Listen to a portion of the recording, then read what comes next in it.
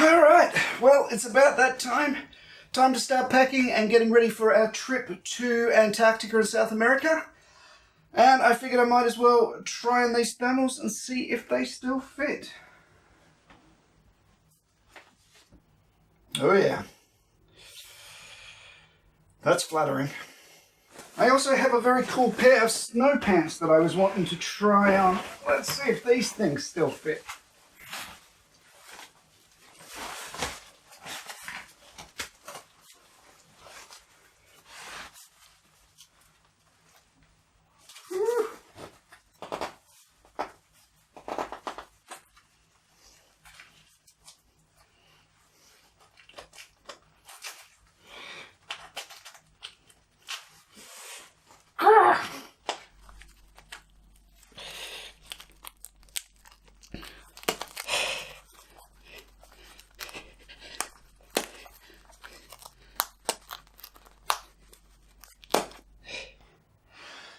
Perfect.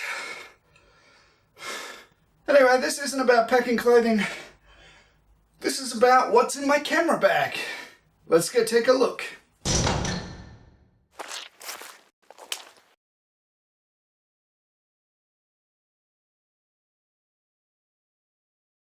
So, what is in my camera bag? Well, there's a bit of a twist here. I'm not actually using a dedicated camera bag. What I have here is the Kathmandu 28 litre transit backpack. I do have a number of camera bags, but I've struggled to find something that really works while I'm traveling. Something that allows me not only to carry camera gear, but also to throw a jumper in the top and a few other random items.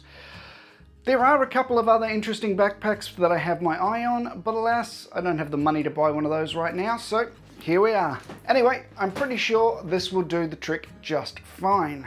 Now, to help separate much of the camera gear from my other stuff, I have this insert, which will also double as a camera bag itself with this strap. So if I'm just heading into town for a wander and I don't need to bring everything with me, means I don't need to bring the whole backpack with me either. Not as convenient as being able to just open a side pocket and pull out a lens, but if I try to leave this insert on top, it shouldn't slow me down too much. I don't have any separators in here, but I do have quite a few lens cups and also the odd Domke wrap. I also have a Peak Design capture clip already on the bag, so I can pretty much have a camera with lens at the ready at all times, while still being able to keep my hands free. You never know when you might suddenly see something to video or photograph, and it's best to be ready when that time comes. Anyway, that about brings us to the camera and lenses that I'm bringing with me. Ever since we booked this holiday, which is over a year ago now, I've pretty much been obsessing over what camera gear I needed to bring with me. Given that I'll be filming in both the Antarctic and the tropics, and there's a huge range of subject matter I'll be trying to capture, when we're talking everything from landscape, astrophotography and portraiture right through to wildlife, I'm going to need a really versatile kit. The problem is I don't want to be lugging around every camera and lens that I own, so I'm having to plan this out pretty carefully. Ideally, I'm only wanting to take a single camera and 3 lenses. I want to keep the weight down to a minimum without sacrificing quality. Easier said than done. There's always some kind of sacrifice, but I think I've settled on a pretty good combo. Okay, so the camera that I'm taking with me here is the GH5. Alex will also have the little GX85, so we'll have a bit of a micro four thirds backup if anything goes drastically wrong, but the GH5 is a pretty solid piece of kit, so I'm not envisioning any major problems. I love this camera. I've taken it all through Africa and New Zealand and Singapore, and so far it's never let me down. I did seriously consider bringing the Sony a7R II, but with the 2x crop factor of the micro four thirds cameras, the GH5 is just a lot more convenient for wildlife photography and pretty good for most other things as well. Speaking of wildlife photography, what I have here is the Olympus 40-150mm f2.8. This is equivalent in full frame terms to an 80-300mm lens, not bad for wildlife photography, but with the addition of the 1.4x teleconverter, it can reach all the way to 420mm with an f4 aperture. I was a little bit tempted to bring along the Panasonic 100 to 300 millimeters, but I didn't want to add the extra weight, and the Olympus is just more versatile. It's weather sealed too. Now I'm also bringing along the Panasonic Leica 8 to 18 millimeter. That's a 16 to 36 millimeter in full frame, a very nice wide angle to standard focal length for everything from landscape and astrophotography right through to street photography.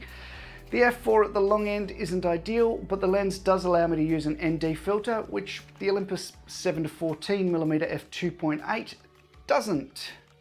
I did consider bringing along the much smaller 9 to 18 millimeter Olympus, but given that I'm really interested in doing some astrophotography, this lens just isn't fast enough. So I settled on this one.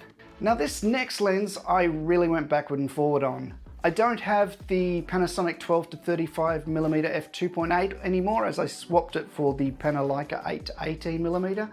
So I originally thought that I might bring along the Sigma 18 to 35 millimeter with the Metabone Speed Booster. That thing weighs a ton. Well, not literally a ton, but it's heavy anyway. And given that this lens being a standard focal length will be just about living on the camera most of the time, I thought I'd prefer to have something that's a little lighter and maybe weather sealed. Now, I do have the 25 millimeter f1.7, which is nice and small, but it's not weather sealed, and that aperture isn't nearly as wide as the Sigma's 1.2. I do have also the Mitakon 25 millimeter f0.5. That aperture is very, very fast, so it can achieve some decent shallow depth of field, and it's very decent in low light. It's manual focus only though, which really isn't ideal for my purposes. So eventually the lens which I settled on is this. This is the Olympus 25mm f1.2 Pro lens. It's a very solid, weather sealed lens with a nice fast aperture. The image sharpness on this lens is really something to behold, and it has autofocus.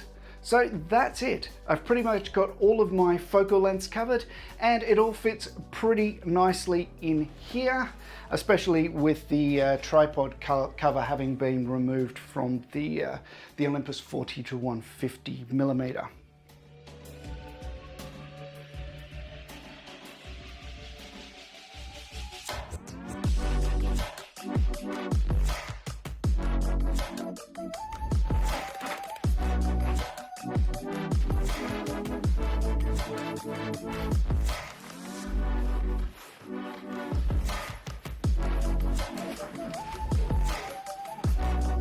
All right, so what else am I packing in here? I guess I'm going to need the drone. This here is my DJI Mavic Pro. That's the version 1. I have thought about downgrading to the Mavic Air. I would prefer something just a little smaller, something that's less likely to draw attention, but right now this is what I have. Bringing along a drone is one way to very quickly raise the production value of your videos. It's awesome for those kind of broad establishing shots, and you can always find somewhere to slip it into your B-roll. That said, if I had to leave one item behind, it would be the drone. There's a lot of places that don't permit you to use a drone, and without fail, those places that you would most likely want to launch a drone are the places that are least likely to permit it. The other issue, of course, is that drones automatically seem to draw a lot of negative attention. There's always some self-important loon who thinks that you're spying on them. Never mind the fact that everyone's carrying a camera in their pocket these days. Nope, the real danger is this thing flying 50 or 100 meters away capturing aerial landscapes. Gotta love all the media stories about pervs with drones spying on women topless in their backyards. I mean, most drones have a wide-angle lens. You pretty much have to land on the nipple to see anything anyway. But I digress. What's next? This is the controller and a battery. Let's talk about sound now. I will be keeping things pretty small for audio on this trip, not bringing along any large shotgun mics. What I will be bringing is the Zoom H1, I think that's what it's called, H1, yeah. This is pretty handy to use for capturing ambient stereo sound with a pair of small condenser microphones in an XY configuration. It's also really useful for connecting this Rode SmartLav, which I'll also be bringing along with me. I generally prefer to record externally and then sync later in post. Last but not least is this. This is the Rode VideoMic Me. This is basically identical to the Rode VideoMicro, but designed especially for use with mobile phones. I have an adapter here which I can use to connect this to a camera. These and the Micro are around $70 Australian or $50 US. Not expensive. They're compact, they sound pretty decent, plenty good enough for YouTube anyway. I have this little top section in my bag where I can just squirrel these away so that I know where to find them when I want them. So, what's next? Okay, so this is a pretty easy one. What we have here is the DJI Osmo Pocket. This thing is too small and too handy not to bring along. I did seriously consider bringing the Removu K1, but I'm finding that the footage from the Pocket is a lot easier to mix with the GH5 footage, whereas the K1 has an overly warm cast that's difficult to correct for. I have a few accessories that I'll also be bringing along as well, but the really handy thing is that I have a camera with a gimbal that doesn't take up a lot of real estate, and I'll be bringing along a GoPro Hero 6 Black as well. Not a lot to be said about that camera. The stabilization isn't quite as good as the 7, but it's pretty bloody good anyway. All right, so I think we're getting to the end here. I won't be bringing along much in the way of lighting, but I do have this cute little aperture light, which I expect will come in handy for the odd bit of fill light. And I also have a tech pouch. Where have I put that?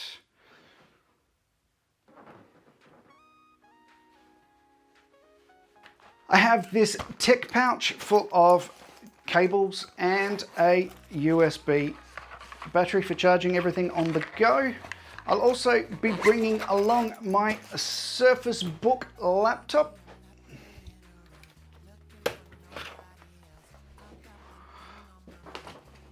Which is a fantastic little laptop. I'll have my iPad Pro with me.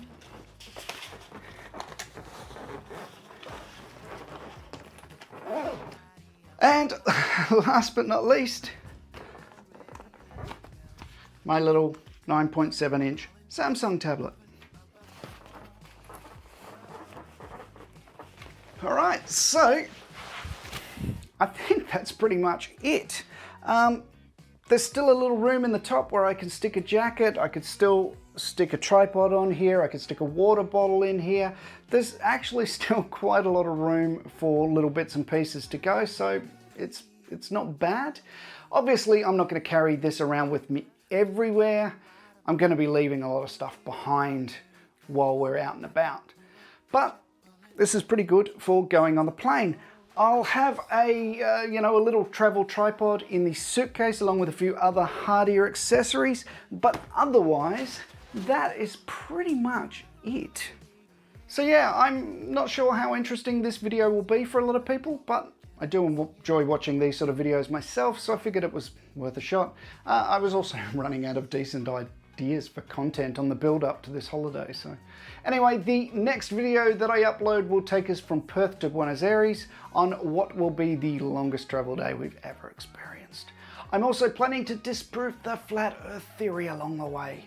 Bunch of crazy lunatics. So keep an eye out for that one. In the meantime, hit that like button, subscribe.